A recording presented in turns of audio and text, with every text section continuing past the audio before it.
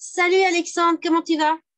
Salut Esther, ça va bien et toi? Bah ouais, je suis contente de te voir en direct, de te parler en vrai, parce que tu es un pilier de la communauté Choupi, avec toujours des bonnes ressources, toujours des partages, une implication importante sur le groupe. Donc ça fait vraiment plaisir aujourd'hui de mettre un coup de spot sur ton association. Est-ce que justement tu veux bien te présenter d'abord à titre perso? Qui es-tu? Alors, donc moi je suis Alexandre Tamé, je suis le président de l'Union départementale des premiers secours du territoire de Belfort. Ça fait allez, plus de 15 ans et il va falloir bientôt que je change ma présentation parce que ça doit faire au moins 2 ou 3 ans que je dis plus de 15 ans que je suis C'est dans le toujours domaine. plus, hein, ça fait qu'augmenter. Exactement. Et ça a tendance à augmenter chaque année, donc c'est pas très. Ouais, c'est ça. Un jour après l'autre, on vieillit tous au même rythme, t'inquiète. Exactement. Donc, pour faire simple, je suis formateur des premiers secours et je suis aussi secouriste opérationnel sur le terrain dans le cadre de grands événements qui peuvent se produire sur notre beau département qui est le territoire de Belfort. Dis-moi, comment on arrive à faire ça en fait? Comment tu es arrivé déjà à ce poste? Comment tu es arrivé dans cette association-là? Alors, je suis un des fondateurs de l'association. D'accord. En fait, j'étais déjà dans le domaine. J'étais précédemment à la Croix-Rouge et pour plein de raisons, en fait, on est plusieurs secouristes à être partis de plusieurs assos dont les modèles ne correspondaient plus forcément à nos attentes. D'accord. Et on a décidé, voilà, de créer une association qui vraiment Vous fonctionne, correspondez. Ouais, voilà, ouais. que ça corresponde vraiment à notre vision de ce que doit être le secourisme. Et donc là, c'est de la. Alors, on ne va pas critiquer la Croix-Rouge, hein, qui font beaucoup de choses et des choses Absolument pas. formidables. Après, on est d'accord que c'est juste des aliments, des fast-food faire, bah, voilà, c'est pas le souci. Vous, vous êtes plus sur de la proximité, par exemple? Alors, nous, la grosse différence, c'est qu'on se voit vraiment comme un partenaire à part entière de tous les organisateurs pour lesquels on intervient. On ne vient pas en tant que prestataire de service, on accompagne réellement tous les organisateurs dans leur démarche de façon à vraiment leur proposer le poste de secours qui soit le plus adapté possible à leur organisation au final. C'est-à-dire qu'avec, il va y avoir du conseil, en fait, c'est ça éventuellement. Exactement, il va y avoir du conseil, il va y avoir de l'accompagnement. Le meilleur exemple, c'est que dans notre département, on a des créateurs de festivals, des jeunes créateurs de festivals qui débutent. Et ces jeunes créateurs de festivals, lorsqu'ils mettent en place leur premier événement, bah, souvent, ils ne peuvent pas penser à tout, c'est pas possible. Oui, et puis ils connaissent pas tout. Enfin, oui, forcément. Exactement. Et nous, de par notre expérience, on vient aussi leur apporter des conseils, leur redonner de l'information et leur expliquer quels sont les acteurs qu'il faut mettre dans la boucle pour demander toutes les autorisations qui sont nécessaires pour l'organisation de leur événement. Et D'accord. on a vraiment un rôle de facilitateur et de partenaire accompagnateur de ces organisateurs. Ouais, en fait, c'est hyper rassurant pour eux. Ils sont, parce qu'avec vous, en fait, ils vont rien oublier, quoi. Ils vont pas prendre le risque d'oublier un truc, quoi. En tout cas, sur tous les éléments qui sont les plus importants Pour la pour assurer la sécurité. Ils peuvent sécurité. oublier le traiteur, ça, c'est pas grave. Exactement. Pour la sécurité, et ça, c'est non négociable à la sécurité, hein. Moi, je suis quelqu'un de très, très, très sensible à la sécurité en tout genre. Donc, je suis d'accord, faut vraiment blinder le projet. Vous êtes combien actuellement dans ton équipe, hein? Alors aujourd'hui, j'ai une équipe qui est composée de 70 personnes. Sur ces 70 personnes, j'ai 65 bénévoles. Ouais, J'ai également une personne qui est en service civique, d'accord. sachant qu'on va ouvrir de nouveaux postes très prochainement sur le même format. On a 3 jeunes qui font leur mission d'intérêt général dans le cadre du service national universel. Et là, pareil, ça va encore augmenter puisqu'on est en début d'année et donc on va avoir de nouveaux jeunes qui vont se lancer dans le service national universel. Et depuis peu, on a également une salariée. Ok. Et toi, tu gères tout ça de manière bénévole, sans aide administrative d'un salarié, ou le salarié, justement, va venir sur l'administratif? Alors justement, on a recruté notre salarié, alors pas pour nous aider sur le plan administratif, mais pour nous soulager vraiment sur la partie formation au premier secours qui a littéralement explosé ces derniers mois. Et D'accord. donc, notre volonté, c'était d'avoir une personne qui soit en mesure de proposer de la formation au premier secours, y compris en semaine, mais qui ait également des missions sur les postes de secours, puisque c'est la même chose.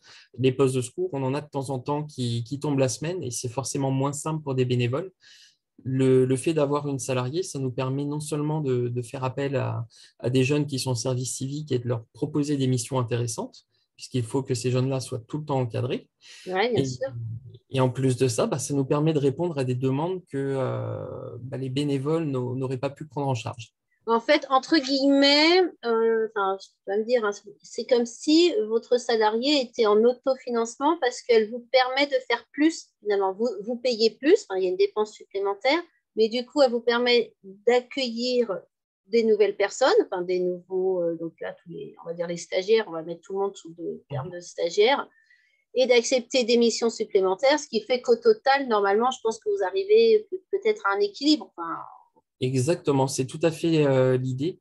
C'est que c'est sur payé votre... pour gagner plus, quoi, hein, ça, clairement. Voilà, l'idée, c'est de faire quelque part quasiment une opération blanche, Mm. puisque nous, on ne fait pas ça pour gagner de l'argent, loin de Comme là. toute association, on est bien d'accord. Mais par contre, effectivement, l'objectif, c'est d'atteindre l'équilibre pour que non seulement on puisse conserver un salarié et faire perdurer ce poste, le pérenniser sur Et le de long toute terme. façon, créer de l'emploi, c'est toujours bien. On est d'accord. Exactement. On ne va pas négocier ça non plus. Ouais. Et en plus de ça, ça nous permet aussi de faire profiter lors des périodes creuses, et ça, c'est un élément qui est important pour nous.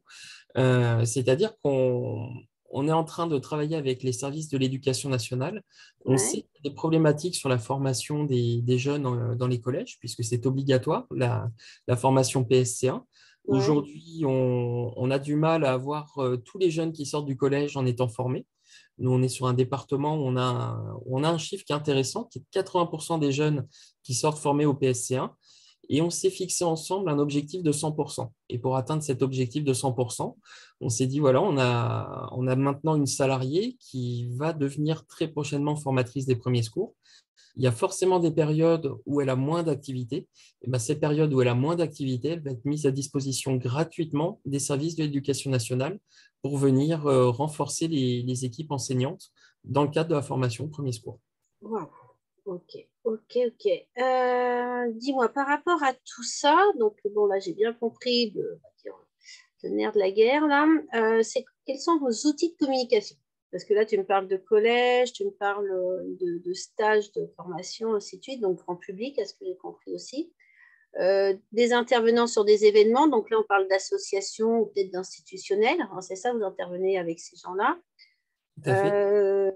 Vous communiquez comment? En interne, en externe? Parce qu'une grosse équipe, il faut, j'imagine aussi, communiquer en interne. Tu peux nous lister un peu tous tes outils de communication?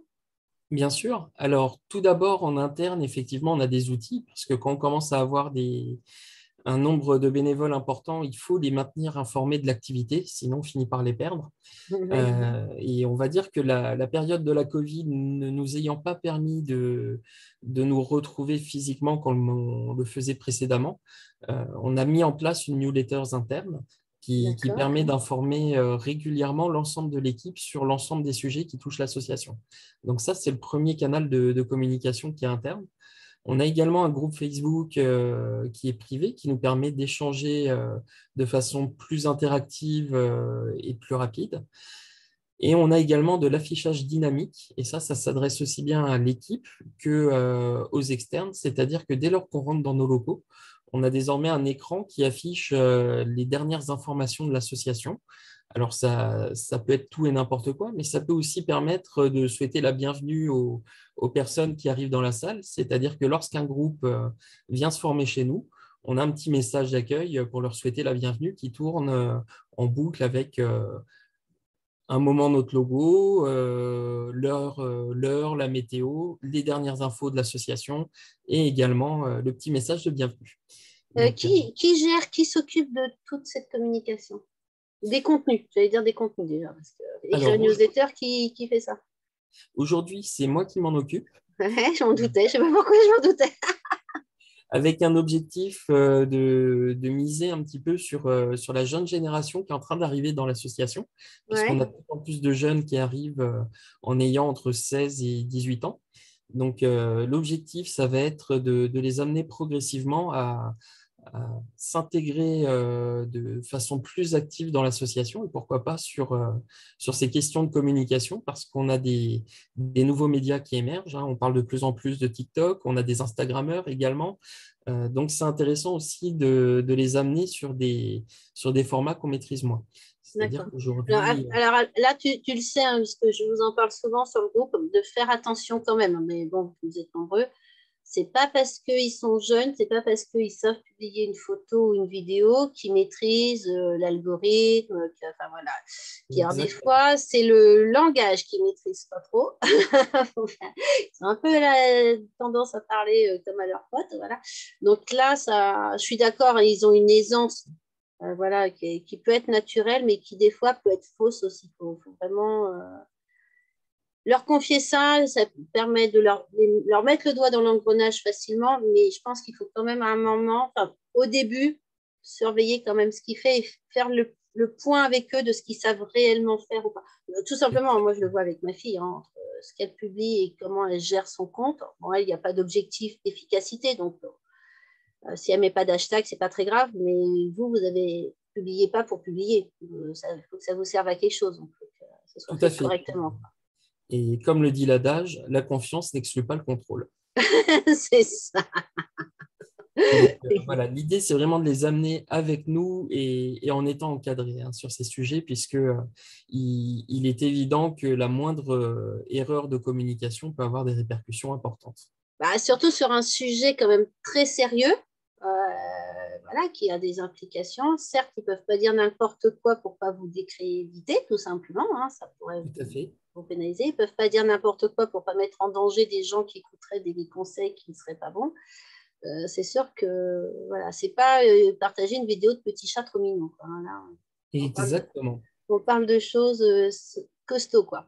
Et vis-à-vis de l'extérieur, du grand public, et puis des instituts, enfin, vos partenaires aussi, parce qu'il y a l'extérieur grand public, mais il y a aussi les associations, c'est un autre grand public, quoi, enfin, ceux avec qui vous Bien travaillez. sûr.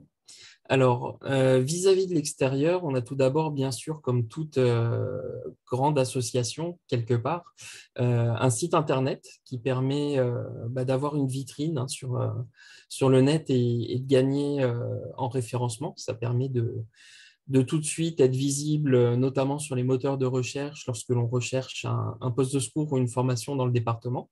D'accord. Donc C'est-à-dire voilà, que un si je site. fais, vous êtes positionné sur quel type de mot de recherche? C'est poste de secours et Exactement. 90, c'est ça? Poste de secours, formation premier secours, voilà, ce sont les termes qui permettent d'arriver sur Chez vous. notre site. D'accord, super. Exactement. Donc ça, c'est un premier canal. Après, on a la page Facebook qui fonctionne pas mal et qui est énormément suivie au niveau local, que ce soit par le grand public, mais aussi par les politiques et les institutionnels. Donc ça nous permet d'avoir une visibilité importante. Ouais, par définition, vous êtes au cœur de l'actualité parce que vous êtes forcément sur l'événement, le grand match, le défilé, la manif, le machin. Donc, vous êtes forcément au cœur de l'actualité. Tout à fait, Ouais, forcément. exactement. Et on a également parmi les réseaux sociaux alors une page Instagram qui est un tout petit peu moins vivante, mais pour autant qui est intéressante parce qu'on interagit de plus en plus avec d'autres services. Et notamment, on sait que les gendarmes sont de plus en plus actifs et on a des petits jeux de ping-pong par moment, par Instagram, par message interposé qui est assez intéressant. Effectivement, moi, je suis là une page de la gendarmerie. Je ne sais plus si c'est celle départementale ou nationale, j'avoue. Et ils diffusent souvent des informations. Alors, ils font un peu de fun. Donc, voilà, pourquoi pas. Vraiment. Ça donne une autre vision de leur travail. Et ils publient souvent des informations très, très utiles et très intéressantes. Je suis d'accord avec toi. Euh, je pense que c'est bien. Et donc ça, c'était vis-à-vis du grand public. Donc on a vu les politiques qui vous suivent, ça forcément. Et vous avez des outils spécifiques pour la prospection ou vous ne prospectez pas et vous attendez qu'on vienne vers vous? Alors, pour la prospection, on a bien sûr des plaquettes qui nous permettent de présenter l'association. Donc, elles sont en cours de refonte suite à notre changement de nom, de logo et ainsi de suite. Ouais, ce dont on va parler tout à l'heure, ouais. Tout à fait, mais pour le coup, effectivement, quand on rencontre du monde, on n'arrive pas les mains vides, on essaye d'avoir toujours à portée de main donc, un petit dépliant et puis également une carte de visite. C'est toujours important, même si on est en 2022, la carte de visite reste importante vis-à-vis des personnes qu'on rencontre en physique. Alors, moi, dans mon job salarié, notre patron vient de nous inventer un truc que j'avoue que j'aime bien. C'est comme une grande carte de visite, tu vois, c'est le format carte postale. Ouais. Dessus, on a un QR code et puis on a la place pour mettre nos coordonnées personnelles, hein, puisque nous aussi, on a une étendue nationale. Et en fait, mes clients, quand ils flashent le QR code, ils se retrouvent non pas sur le site, mais directement, nous, c'est un catalogue, ils se retrouvent sur ce qui est le spot pour nous. Mais du coup, toi, ça fait double effet qui se coule, c'est que ça nous évite d'avoir des prospectus qui, des fois, ils se périment, ils s'abîment, enfin, toi. Et ça fait, moi, ce que j'apprécie, c'est le double effet, en fait. C'est que la personne qui n'est pas trop geek, au moins elle a mes coordonnées, au moins elle a le nom, et puis voilà, elle peut me recontacter, carte de visite. Voilà. Et puis celle qui est un petit peu plus connectée, elle flash le QR code et elle accède directement à ce qui est conséquent, enfin la doc nécessaire, sans que nous, on diffuse plein de paperasse partout. Je te donne ça parce que peut-être que ça peut correspondre à un moment à quelque chose qui vous permette de jongler. Tout à fait. Et c'est le bon moment puisque, comme je le disais, on est en pleine refonte de... Ouais, justement, raconte-nous ça là. Raconte-nous. Alors, pourquoi vous avez changé de nom et qu'est-ce que ça implique? Alors déjà, pourquoi vous en êtes là? Alors, pourquoi on a changé de nom? Jusque-là, on s'appelait l'unité mobile de premier secours du territoire de Belfort. Ouais. L'unité mobile de premier secours, c'est une association qui était affiliée à une fédération nationale qui s'appelle l'Institut national des unités mobiles de premier secours. La problématique qu'on a rencontrée, c'est que cet Institut national des premiers secours n'a pas réussi à obtenir un agrément national de sécurité civile et une partie des associations qui l'a composé ont perdu un petit peu la confiance et le lien dans cette fédération. Et donc, on arrive vers une dissolution de l'association, enfin de la D'accord. fédération. La fédération. Ah ouais, ça crotte, hein. Voilà. Et donc, en fait, on va se retrouver avec des unités mobiles de premier secours qui vont toutes devenir un petit peu indépendantes au niveau local. Et nous, D'accord. on souhaitait rester dans une dynamique de réseau, puisque l'échange nous paraît important dans notre activité. Mhm. Et on a donc regardé un petit peu toutes les fédérations qui accueillent encore de nouvelles associations en leur sein. Et pour le coup, on s'est orienté vers l'Association nationale des premiers secours qui correspondait un petit peu à ce qu'on recherchait. Donc, non seulement on a une fédération qui est titulaire d'un agrément national de sécurité civile, ce qui nous permet de réinternaliser au sein d'une seule association les activités opérationnelles, mais aussi de formation, alors que jusque-là, on était obligé d'avoir deux associations bien distinctes pour ces deux Ouais. activités. Donc, vous y gagnez déjà sur la simplicité de structure et forcément Exactement. de gestion humaine, financière, enfin pour tout. Forcément. Tout à fait. Donc, on a déjà ce point-là qui est intéressant. Et en plus, on est dans une fédération qui reste à taille humaine. Et ça, c'est quelque chose qui est important pour nous parce qu'une fédération à taille humaine, ça veut dire qu'il n'y a pas 150 000 salariés à payer. Et donc, en termes de modèle économique, c'est relativement intéressant parce que ça nous permet d'avoir moins d'argent qui remonte au niveau national, puisque bien sûr, on paye notre affiliation. Mais Juste comme ça, si ce n'est pas indiscret, c'est combien l'affiliation à une fédération alors, de ce type? l'affiliation, on a une base qui est de 400 € annuels d'affiliation, Ouais. auquel il faut rajouter 20 € par personne qui sont membres de l'association. Ah oui, et toi, tu as 80 personnes, tu m'as dit, c'est ça, ouais. 70 personnes. Donc, tu sais déjà qu'il y a 1 400 € qui remontent au titre des licences qu'on Ouais, paye auprès ça te fait au moins 2 000 € chaque année pour ça, quoi. Waouh. Voilà, c'est ça, une moyenne de 2 000 €. Maintenant, on est sur un budget annuel qui est quand même conséquent. Oui. Et donc, 2 000 € sur notre budget annuel, ce n'est pas quelque chose qui vient nous gréver totalement. d'autant plus que ça nous apporte aussi des services, le fait d'être affilié à une Bien fédération. sûr, c'est pas à fond perdu. Bien sûr. Exactement, ça fonctionne dans les deux sens. C'est-à-dire que en plus de ça, nous, on est vraiment dans l'esprit fédéral. Donc, on estime qu'on a autant de choses à apporter que l'association nous en apporte. Bien Donc, sûr que la c'est fédération en apporte. exactement. D'accord. Donc pour le coup, on a une fédération qui vient nous apporter des choses. Elle vient nous apporter un agrément. C'est elle qui s'occupe de commander les tenues.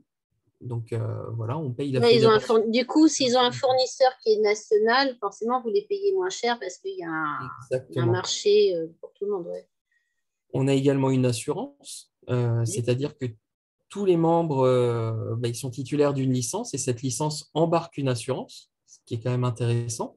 Mhm. Il y a également une charte graphique nationale, ce qui fait qu'on n'a pas à réfléchir à la charte graphique qu'on met en place au niveau départemental. Mine de rien, c'est du temps de gagner. Bien Et, sûr.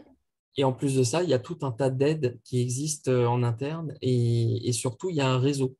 Et le réseau, mine de rien, ce sont des associations départementales. Il y en a plus d'une cinquantaine aujourd'hui. C'est un réseau qui est en train de grossir en plus. Et donc, ce qui fait On peut supposer que la clôture de l'autre fédération va forcément ramener profiter à celles qui ont résisté, quoi. alors, on Ouais, sait qu'on a des copains qui vont nous suivre, ça c'est pas clair. forcément, c'est obligé. Enfin, tous ceux qui étaient là à l'autre fédération, ils vont avoir besoin d'une nouvelle structure, donc ils vont peut-être se répartir. Mais Alors, il y a plusieurs choix qui vont être faits auprès des anciennes UMPS. Certaines vont rester indépendantes parce qu'elles ont fait ce choix-là et que ça leur convient. D'autres vont devenir indépendantes mais en changeant de nom. mhm, Donc, voilà, on sait qu'il y en a quelques-unes qui ont fait ce choix-là également. Et d'autres vont chercher à s'affilier à des fédérations qui existaient déjà, dont l'Association nationale des premiers secours, qui devrait bien très sûr. certainement en accueillir deux ou trois autres. Alors, justement, puisqu'on parlait de communication, changement de nom, changement de logo, alors que vous aviez beaucoup de supports déjà qui fonctionnaient. Du coup, est-ce que tu peux nous raconter tout ce que ça a impliqué de changement pour vous? Tout ce que tu as dû dire, bon, ça, on change, ça, voilà. Et des choses où peut-être finalement, vous n'avez rien eu à faire. Enfin, toi. Alors, il y a eu énormément de choses à changer, effectivement, puisque changement de nom, changement de logo, ça veut dire pour nous changement de nos tenues. Donc, ça, Mhm. c'est vraiment le premier poste de dépense. Il faut imaginer qu'une tenue, on est parmi les fédérations où les tenues sont les moins chères. Pour autant, c'est un changement qui va nous coûter 120 euros par personne pour une seule tenue. C'est payé par les bénévoles ou c'est payé par Non. l'association? C'est payé par l'association. Nous, on estime que ce n'est pas au bénévole qui déjà donne de son temps de payer en plus sa tenue ou de payer ses formations.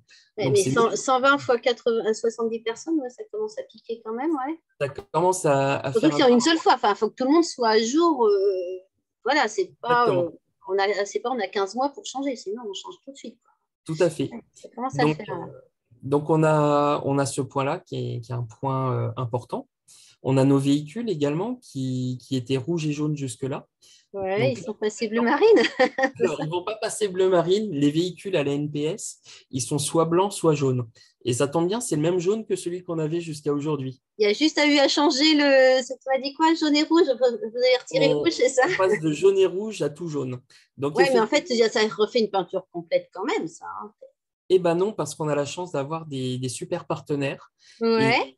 et donc, c'est l'université de technologie de Belfort-Montbéliard qui a parmi ses établissements une école qui est spécialisée dans le prototypage automobile.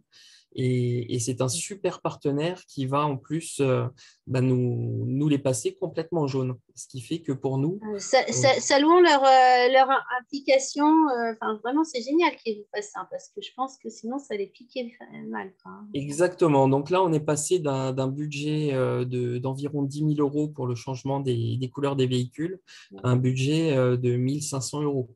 Donc, Ce qui confirme toujours, tu sais, je dis régulièrement que les associations, ben, on va mieux avec de l'argent, mais on n'a pas besoin que d'argent. Enfin, même des fois, on a besoin de plus de choses autres que de l'argent, en fait. Finalement, là, bien vous avez sûr. besoin de tenues, vous avez besoin d'un coup de peinture sur vos véhicules.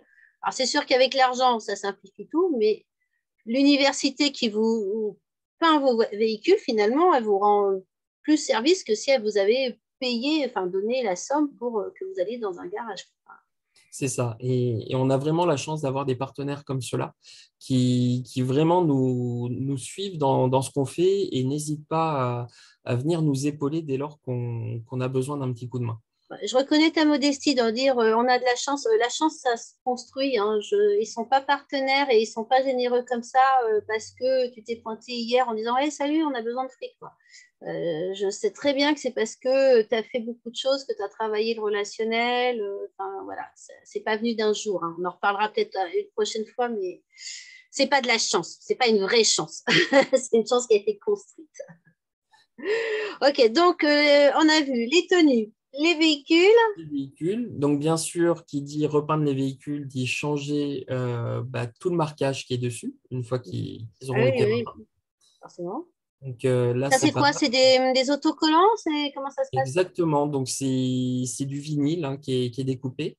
Et alors, jusqu'il y a 2 3 ans, c'est moi qui m'amusais à commander ça sur Internet et à les coller. On s'amuse comme on peut hein, pendant les, les permanences, on fait ce Exactement. Sauf que voilà, à l'époque, on n'avait pas forcément le budget qu'on a aujourd'hui. Donc Ouais, aujourd'hui, on travaille différemment. On privilégie le travail avec une petite entreprise locale ouais. qui va s'occuper de nous faire ça, qui nous a déjà modifié notre enseigne.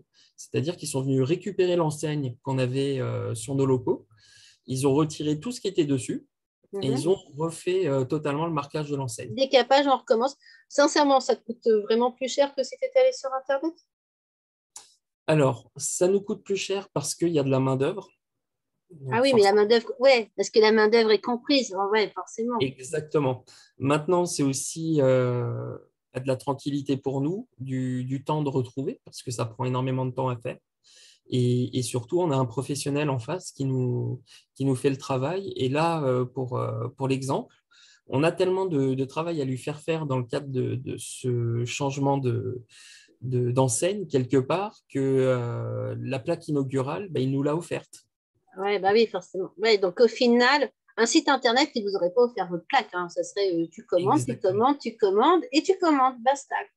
Tout à fait. Et comme tu dis, là, il vous libère du temps. Vous qui vendez des formations, si ça vous ou des prestations, ça vous permet finalement peut-être d'avoir accepté une mission de plus et finalement faire votre cœur de mission, parce que je pense que vous préférez largement assurer un service de sécurité que de passer le week-end à essayer de commander un truc sur Internet sans savoir si ça va arriver. Tout Ouais. à fait. Non, non, et Donc, puis pour le coup, on sait que c'est fait et que c'est bien fait ouais. et qu'on ne sera pas déçu du résultat. Donc ça, c'est important également. Donc, tu me dis, et là, vous avez changé Alors, on a les changé marquages. l'enseigne, on a changé donc l'enseigne, les tenues, les véhicules, Ouais. tous nos supports de communication qui sont en cours d'évolution également. Alors, du coup, vous aviez des stocks parce que ça, par exemple, tes prospectus, est-ce que tu fais imprimer? Alors, je dis chiffres hasard, tu fais une palette pour l'année parce que ça évite, enfin, ça permet de casser des prix ou tu fais toujours des petites quantités avec un roulement? Alors là, ce qu'on avait fait, on avait commandé, je crois, environ 1 millier de dépliants, ce qui est déjà pas mal, hein, mine de rien. Oui, c'est beaucoup, ouais, ouais, ouais. Sachant qu'entre-temps, on a déménagé. Donc, ce qu'on faisait, c'est qu'on avait mis des petites étiquettes en faisant jouer l'argument écologique. Et c'était vraiment ça, parce qu'au final, mettre des étiquettes, ça nous prend du temps Ah, et tu veux ça dire nous... sur l'adresse, vous avez changé Sur, l'étiquette sur l'adresse, sur d'accord, l'adresse, ouais. il a fallu venir la recouvrir. Alors, ça Là, coûte pas très j'imagine, cher hop, tac, de tac, faire 1000 prospectus, mais pour le coup, j'adore. ça coûte à peu près le même prix de mettre des étiquettes. Mais au moins, ça permet d'éviter de jeter je ne sais pas Ouais. combien de centaines de prospectus. Mais pour le coup, cette fois, forcément, par la force des choses, on a pu les envoyer, les mettre dans la poubelle jaune, hein. Ils sont Ouais, partis. parce que là, vous alliez plus avoir des petits stickers un peu partout. On change l'adresse, on change le logo, on change le nom, ça déperle. Exactement. Et même les couleurs n'étaient plus les bonnes. Donc, Ouais, il y a un voilà, moment quand même tout à pour. revoir. Donc, on a eu cette chose-là à gérer. On a également notre site internet qu'il a fallu totalement revoir. Oui, Donc, parce que du coup, même l'URL n'était pas bonne en fait, parce que j'imagine que dans exact. l'URL, il y avait votre nom, donc ça veut dire que vous avez changé de nom de domaine. On a changé de nom de domaine, ce qui veut dire il faut revoir le site internet parce qu'il n'est plus du tout aux bonnes couleurs, il n'est plus avec les bonnes images. Donc là, pour le coup, on a la chance d'avoir une autre UDPS qui avait fait faire par une professionnelle toute une charte graphique. Et plutôt que de s'embêter, comme on le faisait d'habitude, à développer un site, à développer une charte graphique, bah là, on est allé auprès de cette professionnelle qui avait déjà fait le boulot et on l'a payé pour qu'elle nous mette en place une charte graphique Tout déjà pareil. prête. Ouais, Voilà, elle, donc, c'est bonheur ça, parce que c'est fait payer 2 fois pour faire le même boulot, c'est cool. alors, elle s'est fait payer 2 fois, mais pas tout à fait pour le même boulot. C'est-à-dire que la première fois, elle s'est fait rémunérer pour développer vraiment la charte graphique. Ouais, Donc, donc du coup, ouais, c'était de la avec un création, tarif. c'était du travail lourd. Voilà. Et là, elle nous a fait vraiment un tarif qui était beaucoup plus bas parce que moi, ayant de bonnes notions d'informatique derrière, bon, j'ai une formation d'informaticien, ça Ouais, aide. je sais. Donc, elle a pas eu besoin de me former derrière à utiliser le site. Donc, Ah ouais, donc finalement, ouais, je vois, elle n'a pas eu besoin de te former, elle n'a pas eu besoin de créer, c'était juste un copier-coller du thème. Enfin, ouais, c'est j'imagine un bien que. copier-coller, c'est l'achat de quelques licences pour certains plugins payants. Et Ouais, donc, ouais. voilà. On a eu un tarif qui était quand même relativement avantageux pour un travail de professionnel. Donc Du là, coup, vous avez pu récupérer vos anciens contenus ou pas? on a récupéré en partie nos anciens contenus, c'est-à-dire vraiment les choses qui étaient très personnalisées sur notre secteur. Mhm. Et il a fallu bien sûr personnaliser un petit peu le site internet parce que Ouais, revoir les textes, recorriger pour être sûr qu'il n'y ait pas un mot ou un lien qui exactement. était plus bon. Ouais. Et on a des contenus qui sont très locaux, notamment on a des petites fiches thématiques, enfin on a des articles maintenant sur notre site, dont des articles sur la maladie de Lyme, qu'on va retrouver principalement dans le quart nord-est de la France, sur les D'accord. supports boutiques. Donc voilà, on a des contenus qui sont très locaux finalement. Et on a des activités qu'on ne retrouve pas dans les autres UDPS. C'est-à-dire que nous, on va faire de l'action sociale alors que les autres n'en font pas. Donc là, pour le coup, il a fallu aussi reconstruire certaines pages et récupérer le contenu qu'on avait précédemment. Mais d'accord. Et puis, du coup, l'ancien site, il est déjà écrasé? Alors, l'ancien site, la redirection, elle a été mise en place hier, pour tout te dire. D'accord, on parle vraiment d'actualité, là. Donc là, on est vraiment dans l'actu. C'est-à-dire que maintenant, si on va sur notre ancien site, eh ben, ça revient directement sur le nouveau. Et c'est tout simplement parce que ça permet d'améliorer le référencement. Oui, c'est ce que j'allais dire, parce que là, votre nouveau site, il va prendre un petit coup en termes de référencement. Il va falloir qu'il se reconstruise dans tous les sens du terme. Mais bon, Exact. je m'inquiète pas. Si ça a l'air d'être bien géré, tout ça, je trouve que ça va aller vite. Vous avez dû changer quoi d'autre là? Parce que là, on est déjà que sur des sujets lourds, quoi, hein. Vous avez changé C'est quoi dans votre com alors? Alors, dans notre com, il a fallu également prévenir l'ensemble de nos partenaires. Ça, c'est quelque chose qui est important. Ouais. Donc, pour le coup, on sait déjà depuis un petit moment qu'on allait avoir cette bascule au 1er janvier. On avait finalisé le dossier fin août. Voilà, c'est Ah quelque oui, chose. pour ceux qui, excuse-moi, je suis en train de tilter, pour ceux qui mettent votre logo sur leur documentation, par exemple, c'est ça? Il y a cet aspect-là, et puis pour tous ceux avec qui on travaille tout le long de l'année. C'est-à-dire que lorsqu'on travaille avec des organisateurs qui sont parfois de très gros organisateurs d'envergure internationale, il faut les prévenir que à partir du 1er janvier, le nom change. Alors, nous, on a eu une facilité énorme, c'est que finalement, on est connu via notre sigle, qui était l'UMPS 90 jusque-là, et Mhm. de l'UMPS, on est devenu l'UDPS, ce qui fait que pour eux, ça ne change qu'une lettre. Ouais, c'est ça. Donc, en termes de com, là où on a énormément de chance, on passe du MPS à UDPS et nos véhicules qui étaient jaunes et rouges deviennent totalement jaunes. Donc, on garde quand même Il des. y a une continuité dans le changement qui passe bien, quoi. Exactement. Et même au niveau de nos tenues, on avait des tenues qui étaient toutes rouges. Là, ça ne se voit pas à l'image, mais les flancs de nos nouvelles tenues sont rouges. Donc, on retrouve des petits éléments, ça fait des sortes de petits clins d'œil qui sont intéressants à exploiter Ok. en termes de com. Et justement, là, puisque tu me parles de tes partenaires, il y en avait peut-être qui avaient des liens vers ton site.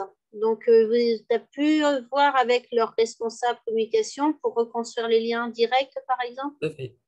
Il y a eu ce travail-là à faire, et puis il y a eu également le travail avec les institutionnels, pardon. Institutionnel, ouais. Ouais. C'est quelque chose qui était important. On a parmi les institutionnels avec qui on travaille au quotidien, la préfecture notamment. Et, Ouais. et donc les services de la préfecture, on a plusieurs agréments. On a un agrément de sécurité civile, on a un agrément de formation, on a un agrément pour le service civique. Donc ça veut dire que tout ça, ce sont des documents qu'il a fallu mettre à jour. Et eux, du fait que vous changiez de nom, vous n'avez pas dû repasser tous vos agréments. Ils ont accepté de faire le transfert d'agrément? Alors c'est un petit peu plus compliqué que ça. Et ça va peut-être aider d'autres assos qui vont se retrouver dans le même cas. J'espère. J'espère. Alors, au niveau de notre agrément de sécurité civile, c'est un sujet qui est un petit peu à part, c'est-à-dire qu'on passe d'un agrément préfectoral à un agrément ministériel. Donc là, pour le coup, c'est pas nous qui nous occupons de cette partie-là, c'est la fédération. Donc ce sujet-là, il est très vite réglé. Derrière, il a fallu également que la préfecture rédige un agrément de formation sous forme d'un arrêté.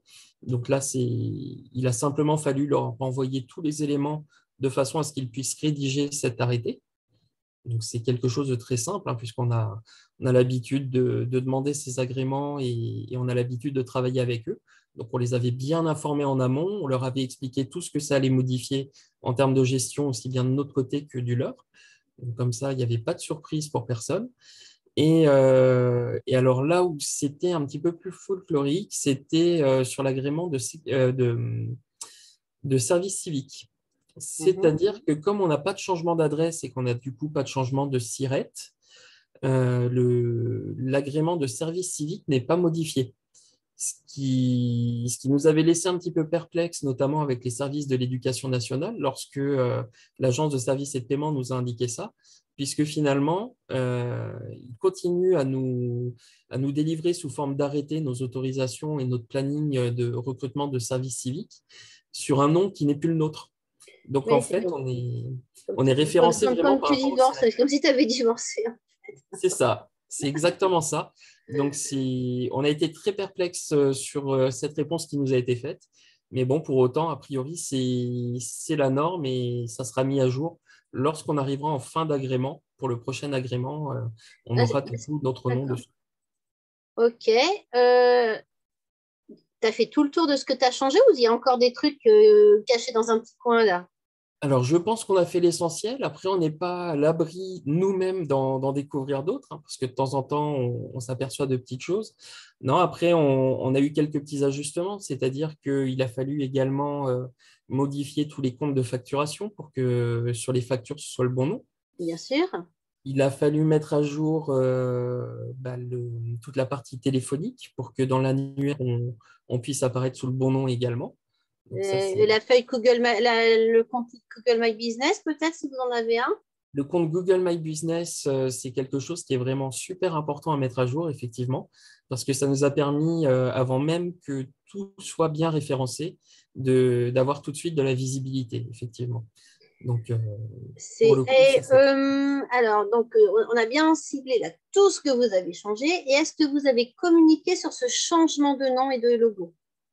Alors, bien sûr, on a communiqué dessus sur l'ensemble de nos réseaux. On avait d'ailleurs, on s'était amusé à teaser un petit peu la chose le 31 décembre, puisque nous, on savait qu'on basculait au 1er 1er janvier. Donc, le janvier. nouveau logo a été dévoilé sans dire vraiment ce qu'il y avait derrière dès le 31 décembre. Ouais. Il y a des réveillons plus ou moins festifs, mais bon, pourquoi pas? Exactement. Et donc, le 1er janvier, on a communiqué sur l'ensemble de nos réseaux. Mhm. On avait fait en sorte également que le site Internet soit disponible avant le 1er janvier de façon à être prêt à temps. Que les liens soient prêts. Enfin, voilà, que la page Exactement. soit faite. Et on a communiqué également par le biais de la presse qui nous a accordé un article sur le sujet. Donc, pour le coup, c'est vrai que la presse est aussi un allié important pour permettre aussi au public d'être informé.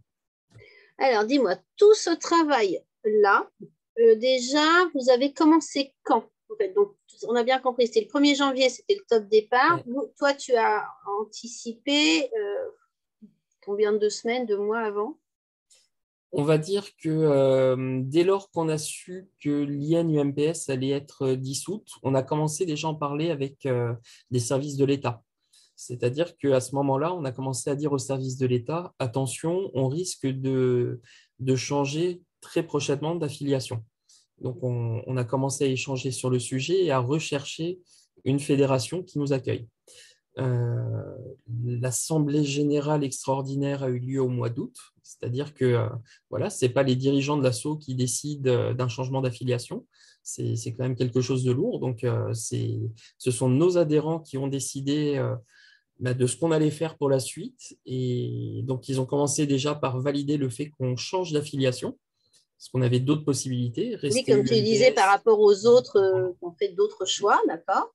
Et ensuite, il a fallu qu'il valide quelle fédération on allait rejoindre. Donc, il y a eu du boulot en amont avec les différentes fédérations pour savoir quelles étaient leurs conditions et de notre côté, quels étaient les avantages et les inconvénients de chacun. Donc, il y a eu tout ce travail-là qui a été fait. Ouais.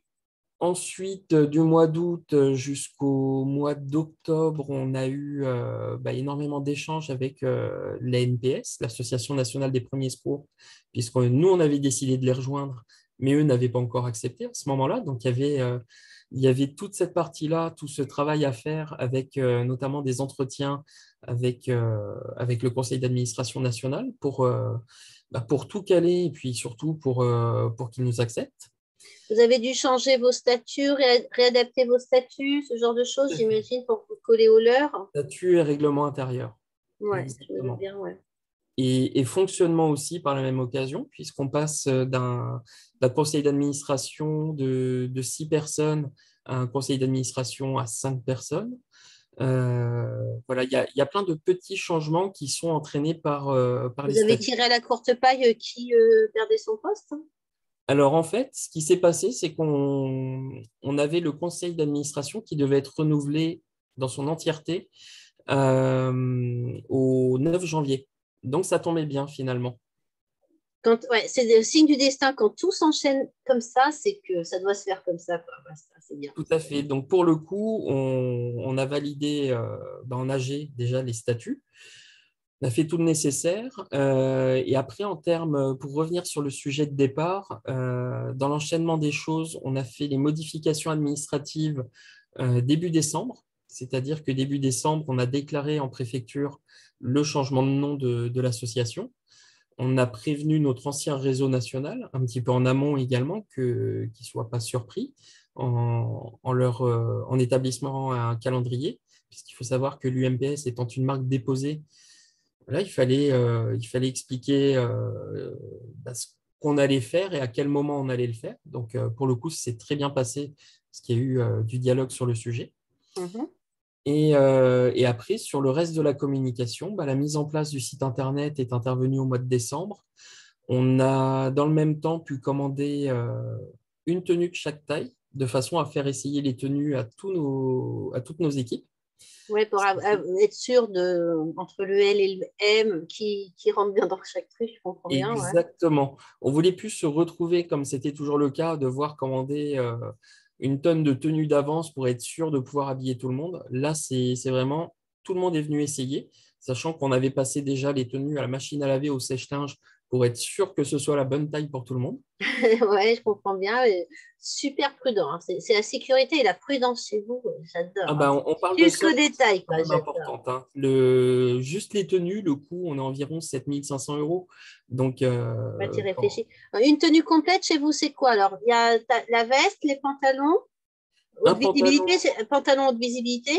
Alors, c'est un pantalon, effectivement, il y a 2 bandes réfléchissantes en bas, un polo, une Mhm. soie. Donc ça constitue la tenue de base. Ce à quoi on ajoute, pour ceux qui n'en ont pas, les chaussures d'intervention. Chaussures de sécurité. Voilà, ce sont des chaussures montantes pour protéger la cheville. Donc, pour le coup, on sait qu'on a des personnes qui préfèrent avoir les leurs Donc, on leur laisse cette possibilité. Mais pour autant, on a d'autres personnes parmi nos bénévoles qui n'ont pas la possibilité de s'en acheter parce que Ouais, ça peut. financièrement, ce n'est pas possible. On a des étudiants et ils ne peuvent pas se permettre ce genre de dépenses sur leur budget. Donc, on leur fournit. Mais là, pour le coup, ils étaient déjà équipés. Donc, on Oui, n'avait parce pas. qu'ils avaient les anciennes, d'accord. Et du coup, Exactement. justement, les anciennes tenues, elles sont devenues quoi? Alors, les anciennes tenues, on les a toutes récupérées. On est en train de finaliser leur référencement.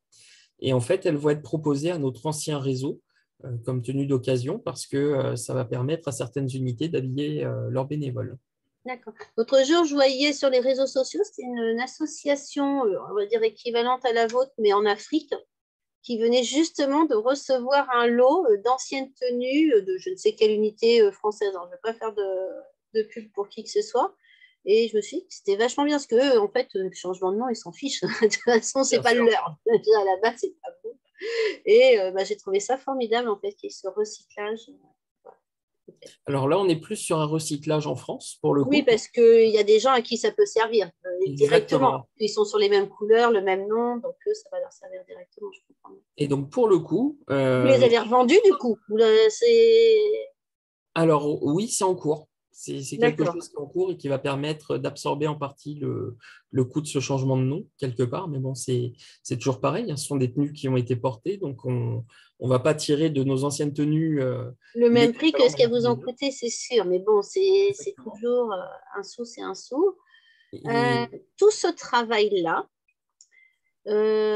tu dirais, alors je ne sais pas comment le chiffrer. Est-ce que tu peux le chiffrer en heures en disant, bah voilà, tout cumulé entre, alors toi, en tant que président, je n'ose même pas imaginer, plus les bénévoles qui ont œuvré, est-ce que tu peux me dire, ça a représenté tant d'heures par jour, par mois, pour l'année? Parce que là, finalement, j'ai compris que ça t'avait pris pratiquement 6 mois de l'année. Ou est-ce que tu peux me dire, ça a doublé mon temps de bénévolat habituel? Enfin, je ne sais pas, comment tu peux me chiffrer ça? alors, doubler mon temps de bénévolat, c'est pas possible parce que les journées, on n'arrive plus à les rallonger finalement. Ouais. Mais ça, Ça, c'est forcément venu en plus de tout ce que vous faites ouais, d'habitude, de ce que tu fais en tant que président de d'habitude, en plus. tout à fait. Tout à fait. Alors, ça a été beaucoup de boulot en plus. Maintenant, le quantifier, c'est impossible. On n'a pas compté parce que il y a eu tout le boulot préparatoire bien en amont des mois à l'avance. Et c'est vrai que là, depuis début janvier, on n'a toujours pas fini de toute la partie administrative, hein. Il y a encore énormément de choses à faire. C'est-à-dire qu'on a notamment une convention qui nous permet d'évacuer les victimes vers l'hôpital. Ça, il faut encore qu'on contacte l'hôpital, le SAMU, les pompiers pour modifier cette convention. Ouais, a Donc, on a encore. priori, les accords vont être bons, il faut juste que le papier soit en règle Exactement. avec qui vous êtes maintenant, quoi, c'est ça. Tout à fait. Donc, il y a encore plein de petits sujets et ça fait déjà un mois qu'on a changé de nom. Donc, on s'aperçoit qu'au bout d'un mois, tout n'est pas totalement finalisé quelque part. Donc, Est-ce qu'on peut résumer en disant que ça va t'avoir pris une année, cette histoire-là? je pense qu'on va atteindre ouais, pas loin d'une année parce qu'on a quelques autres changements qui vont être induits. C'est-à-dire qu'il faut qu'on remplace notamment nos radios puisque les fréquences ont changé et notre matériel n'est plus compatible. Et ça, on ne l'a pas encore entamé. La vacherie. Voilà, il va falloir également changer une partie de nos tentes, c'est-à-dire qu'on a des tentes professionnelles, il faut remplacer le toit des tentes. Donc ça, on a de la chance, on a une Et parce UDPS. qu'il y a votre nom dessus. Exactement. Ouais. Il faut imaginer que juste le toit d'une tente, on n'est pas sur un petit barnum qu'on achète sur Internet pour une centaine d'euros. On est sur des tentes qui coûtent, une fois qu'elles sont complètes, environ 3 000 euros. C'est vraiment du matériel professionnel. Et Quand, juste le toit, c'est 750 euros. quand tu me racontes ça, je pensais hier soir, je regardais le film sur l'abbé Pierre, hiver 54, je crois. Et justement, ils avaient mis des toiles, des tentes du surplus militaire et c'était juste peint à la peinture, quoi, au pinceau. Ouais, ouais. Emmaüs, Abbé Pierre, ça me fait vraiment penser à ça. Mais bon, je pense que vous n'avez pas sorti vos pinceaux là comme ça. Et dis-moi, tous ces changements-là, donc à chaque fois, tu nous as annoncé des sommes qui font frémir une petite association comme la mienne, hein, parce que voilà, vous financez ça comment en fait? C'est vos subventions, c'est des partenaires qui à chaque fois ont bien voulu vous soutenir sur ce coup-là ou quoi? Alors, il y a plein de mécanismes différents. C'est-à-dire qu'on a parlé notamment de nos anciennes tenues.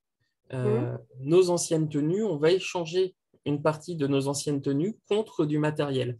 Euh, Notamment, on a une asso qui, dans son département, a racheté d'occasion une tente qui était avec le logo de l'ANPS, pour le coup, puisqu'il y a une structure qui a fermé chez elle. Ouais. Et donc, on va échanger des pantalons contre un toit de tente. Donc, quelque C'est ce que tu part, disais tout à l'heure, il n'y a pas que l'argent. voilà, il n'y a pas que Ils ont besoin l'argent. de pantalons, tu as besoin d'une tente, ça tombe bien. C'est génial. Exactement. Donc là, c'est un J'adore. échange de bons procédés. Donc ça, Ouais. c'est un des mécanismes qu'on met en œuvre. Ouais. Derrière, sur les tenues, bah, il y a pas de secret, hein. C'est sur les fonds propres de l'association. Donc, on a fait en sorte de finir l'année avec un tapis financier qui nous permette quand même d'absorber en grande partie ce changement. D'accord. Donc, Ce qui ne devait pas être gagné d'avance avec tous les problèmes du Covid, parce que je me souviens qu'au début du Covid, il y avait eu déjà les problèmes là, de la tempête. Je me souviens qu'il y avait eu des animations, enfin, des interventions qui avaient été annulées à cause de la tempête. ouais. On avait enchaîné directement dans la semaine ou dans le mois, je ne sais plus, mais c'était extrêmement rapide avec le confinement. Donc, du gros manque à gagner pour une association comme la tienne. Donc, Alors, du constituer gros un manque à matelas à gagner. ce moment-là, bravo. Quoi. Voilà. On a eu effectivement un manque à gagner, mais quelque part, on a su se réinventer. C'est-à-dire que pendant tout le Covid, on a eu une activité intense de soutien, notamment aux soignants, Mhm. mais aussi on était présent dans les EHPAD. On a fait énormément de choses, hein, pendant la Covid. Du coup, le conseil départemental a décidé de soutenir l'ensemble des associations agréées de sécurité civile du département. Donc, c'est pas neutre, hein, c'est 10 000 euros chacun sur l'année 2020. D'accord. Pour le coup, très honnêtement, ils ne nous auraient pas aidés à ce moment-là. Je pense qu'on serait peut-être plus là aujourd'hui. Ah oui, C'est- comme quoi. Hein. Voilà, Là, pour le coup, c'est l'argent qui était nécessaire. Vraiment, là, c'était l'argent qui c'est était au cas nécessaire. par cas. Quoi. Il y a des fois, on a besoin d'argent, des fois, on a besoin de tentes, des fois, on a besoin de Exactement. Ensuite, en 2021, ce qui s'est passé, c'est que malgré la crise, on a beaucoup de partenaires qui ont su se réinventer et qui ont réorganisé des événements euh, en se conformant au protocole sanitaire. Alors, parmi les plus connus, on a les Eurocaines de Belfort qui ont organisé 2 événements quand même sur l'année 2021. Donc, Alors, moi, j'avoue, je ne connais pas. C'est quoi? C'est sport, musique? alors, les Eurocaines de Belfort, c'est un des plus gros festivals. Rock, donc c'est musique. Ok. C'est de la musique. Pour donner un ordre d'idée, c'est un festival qui a été reconnu comme étant le meilleur festival du monde. Voilà, Carrément. Et donc, c'est vous qui êtes la sécurité. ils ont gagné un prix juste avant finalement le Covid. Et donc, eux, ils ont su se réinventer. Mhm. C'était le cas aussi pour d'autres organisateurs, notamment dans le monde sportif. Ils ont pu décaler leurs dates, ce qui nous a permis d'avoir de l'activité. Et nous, en plus de ça, on a travaillé avec l'ARS et la préfecture sur les opérations de lutte contre la Covid. Donc, on avait pendant toute cette période des services civiques et des salariés qui assuraient notamment toute la partie dépistage, qui assuraient également de l'information, de la promotion des gestes barrières. On était présent également sur les centres de vaccination. Les centres de vaccination, finalement, ça a été une bouée de sauvetage pour toutes les associations agréées de sécurité civile qui y ont participé. Ah oui, bien sûr. Comme quoi, en fait, euh, c'est de rester, comme tu dis, là tu parles du festival qui a su se réinventer, vous qui avez su vous réinventer, vous avez à la fois cherché des solutions, vous avez à la fois su modifier votre façon de fonctionner pour s'adapter aux vrais besoins, Tout à soit dit fait. en passant, comme le ferait une entreprise, et vous n'êtes pas resté sur le problème en disant ah ben on ne peut plus faire comme avant. Et On ça, serait c'est resté vraiment ce sur notre qui ont sort. sauvé les associations qui ont réagi comme C'est vous, ça. quoi. On serait resté dans notre coin à pleurer sur notre sort. Aujourd'hui, alors soit on aurait mis en veille totalement nos activités, soit on ne serait plus là, clairement. Donc, Et puis, quelque même part, si on sait que potentiellement, enfin, nous espérons tous que ce bazar de Covid va passer, ce que vous avez appris et ce que vous avez mis en place, ça servira ou pas, mais en tout cas, vous savez faire ça comme ça, quoi. Maintenant, Exactement. c'est un truc en plus que vous ressortirez, que vous réinvestirez ou que vous remettrez dans le placard en fonction des besoins. Alors, on l'a déjà réinvesti, c'est-à-dire que parmi tous nos partenaires qui ont mis des choses en place pendant la période de Covid, bah, on s'est servi de notre expérience dans la médiation de lutte anti-Covid pour les accompagner aussi. Alors, j'en parlais tout à l'heure, on est vraiment des partenaires des organisateurs qui travaillent avec nous. On les accompagne dans leur démarche. Et ben là, ça a été le cas notamment pour la Covid. C'est-à-dire que il y a des moments où il a fallu les rassurer, il a fallu qu'on les accompagne aussi dans la mise en œuvre du pass sanitaire lorsqu'il est devenu obligatoire. Et ça a été, les Euroc restent le meilleur exemple, c'est-à-dire qu'on a commencé les Euroc sans passe sanitaire pour les finir avec passe sanitaire. Et donc, il a fallu, bien sûr, accompagner les équipes qui assuraient ces... Ouais, leur éviter la crise de panique par rapport à ce changement, quoi, si je comprends. Alors, il a fallu éviter la crise de panique par rapport au changement. Il a fallu aussi compenser certains manques de l'État parce qu'on a une plateforme qui permet d'enregistrer les certificats de dépistage qui plantaient systématiquement dès la mise en route. Donc, on s'est retrouvé très vite avec, de mon côté, des gens qui dépistaient sur place pour les personnes qui n'avaient pas de passe sanitaire valide, qui ne pouvaient plus les enregistrer sur Internet. Oh la vacherie! Voilà, Parce que les gens, c'était ils pour... étaient en train de faire leur dépistage pour pouvoir voilà, valider et ça marchait pas. Exactement. Donc là, c'était pas grave parce qu'on était sur place, donc on pouvait attester du dépistage. Ouais. Sauf que derrière, les pharmacies étaient dans la même difficulté. Et donc, on a eu des centaines de personnes qui sont arrivées avec des papiers divers et variés sous des formats qui étaient parfois pas tristes, ou alors qui avaient eu leur dépistage, mais qui n'étaient plus en mesure d'aller le récupérer sur Internet. Et en plus de ça, on Ah avait oui, bah, des... s'ils avaient dit, ouais, envoyez-moi ça par mail, et au lieu de demander la feuille, ouais, je vois bien le truc. Oh, mes misères, mes misères. Exactement. Et puis, on avait des étrangers avec des formats qui étaient moins connus en France à ce moment-là par les organisateurs. Donc, pour le coup, on a accompagné vraiment nos partenaires puisque nous, on avait cette expertise, puisque ça faisait déjà des mois qu'on réalisait ces Et vous dépistages. étiez dedans, ouais. Donc, on savait gérer cette partie-là, on savait gérer la mise en place de règles sanitaires, de gestes barrières.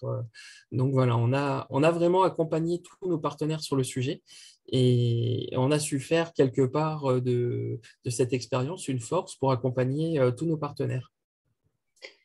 Je t'en ai déjà jeté un mot, mais j'en profite pour te le répéter.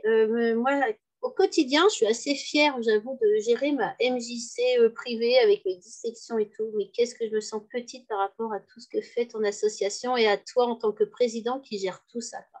Là, tu m'as raconté des trucs, mais moi, je serais morte, assommée à l'idée simplement de remplir de tels dossiers. Vraiment, toute mon admiration, Alexandre, parce que et je pense que le public ne se rend pas toujours compte. Tu vois, quand on assiste à des événements, on voit le petit bonhomme là, en rouge, jaune ou bleu, peu importe. Et puis, des fois, ils ont l'air de rien faire, il faut être honnête. Ils sont juste de nous laisser passer. Et puis, bon, ça C'est passe. mieux s'ils ne font rien, c'est que les gens vont bien. C'est ça. Et puis, ouais, voilà, on n'imagine pas du tout le travail qu'il y a derrière. Et alors là, ce changement de nom, de logo, je crois que ça a décuplé encore tout ton travail, toute ta mission. Vraiment, ma plus plate admiration. Je ne sais pas comment ça s'exprime, mais vraiment bravo. Vraiment bravo. Merci beaucoup. Est-ce que sur ce sujet-là de communication, de changement de logo, tu avais quelque chose d'autre à ajouter ou pas? Dis-moi. Parce que je vois qu'il y a le Alors, soleil qui vient peut-être tout un te petit taper dans conseil. les yeux en plus. Oui, tout à fait. Alors, peut-être un petit conseil pour d'autres associations qui seraient en train de travailler sur un nouveau logo ou sur un nouveau nom. Ouais, Euh, parce que toi, c'est quand même une grosse association, une grosse structure. Peut-être qu'on peut rassurer un petit club de tricot, une petite association qui aurait, elle aussi, un changement de logo, mais pas avec une grosse structure derrière, quoi, hein, que peut-être arrêter de leur faire peur, quoi. Alors, c'est pas forcément ce qu'il y a de plus compliqué. Il faut réussir à se mettre d'accord sur ce qu'on souhaite avoir comme communication derrière et sur la symbolique qu'on souhaite faire passer par le logo notamment. Et sur Ouais, le logo, un point qui est extrêmement important, c'est d'utiliser un format qui soit vectorisé. C'est-à-dire que c'est un format informatique qui permet d'être démultiplié en termes de taille sans jamais avoir de perte de qualité. Donc ça, c'est quelque chose à penser dès le départ parce que dès lors que vous allez avoir besoin, même pour un club de tricot qui voudrait imprimer, je ne sais pas, sur une bâche, un concours de tricot pour le week-end qui vient, si on a un tout petit logo fait sur son ordinateur sans aucune compétence dans le sujet, bah, quand on va l'agrandir, ça ne va pas être joli. mais Alors ça que va être si flou, on a machin, déformé, voilà. Donc exactement, là, tu conseilles de passer par un pro ou du moins quelqu'un qui s'y connaît vraiment, quoi. Que ce soit exactement. payé ou bénévole, mais un pro. Voilà, il faut quelqu'un qui ait cette connaissance-là et cette compétence-là. On peut en trouver parmi ces bénévoles. Il ne faut pas hésiter à en parler auprès des bénévoles. Et parfois, on a le copain du copain qui connaît. Et ça ne coûte pas forcément très cher, même en passant par un pro, de le faire, hein. On n'est Oui, c'est ça. Hop. vraiment pas Non, sur parce les autres. que quand même, je rappelle de pas hésiter à passer par un pro parce que malheureusement, les graphistes et les infographes sont très souvent sollicités pour faire, oh, tu peux me faire un petit logo et gratuitement. On leur demande toujours gratuitement parce que les gens ont l'impression que c'est juste un petit dessin en passant. Et ben non, même si, enfin, c'est quand même leur gagne-pain, donc ils ne peuvent pas tout le temps faire tout gratuit. Et dans tout ça, c'est des petites sommes quand même. Enfin, ça peut être une grosse somme pour une association, mais pour eux, c'est des petites sommes et ils ont besoin de toutes ces petites sommes pour faire leur salaire à la fin du mois. Exactement. Et pour autant, on n'est pas toujours sur des sommes énormes, hein. Pour les associations, souvent, ils arrivent à faire des tarifs plus qu'honnêtes. Et finalement, c'est cet argent qu'on va investir dans un professionnel. C'est du temps qu'on va gagner pour soi. Et c'est aussi de l'argent qu'on ne perdra pas par la suite parce que bah, l'imprimeur va devoir retravailler votre logo et vous facturer cette prestation-là. Oui, Donc, et du coup, en plus, l'imprimeur, ce serait à chaque fois qu'on va envoyer quelque chose. Et comme tu dis, on va faire broder notre t-shirt. Enfin, il va falloir à nouveau les faire vectoriser. On va imprimer une banderole, bah, elle va arriver moche, il va falloir recommencer. Effectivement, en fait, rappelle toujours, j'avais un professeur qui disait, on n'a pas les moyens de faire des économies. Et c'est exactement exact. ça. Investir sur la qualité tout de suite pour avoir un bon produit qui, après, va nous permettre d'économiser sur partout où on va le diffuser. C'est Très, tout. très bon conseil. Je valide à fond. Je te garde dans mon équipe. Est-ce qu'il y avait un autre conseil? Eh ben écoute, non, j'ai pas forcément d'autres conseils. Par contre, moi, je reste disponible, hein, pour l'ensemble de la communauté Choup. S'il y a des questions sur mon domaine ou sur lesquelles je peux apporter un soutien, c'est toujours avec grand plaisir. Ah, t'es un amour. De toute façon, je mettrai en description de la vidéo tes contacts, ceux de ton association, ceux qui veulent rejoindre votre équipe, eh ben, j'imagine qu'ils sont les bienvenus. Ceux qui veulent Tout à créer un fait. partenariat avec vous, peu importe, hein, voilà, ils pourront te contacter. Et moi, je te remercie pour le temps que tu m'as consacré, pour toutes tes explications. Je pense que vraiment, c'est très riche parce que vous aviez aussi tellement de choses à faire, pour être honnête. Et vraiment, merci. À bientôt, Alexandre. Ciao. À bientôt, Esther. Voilà.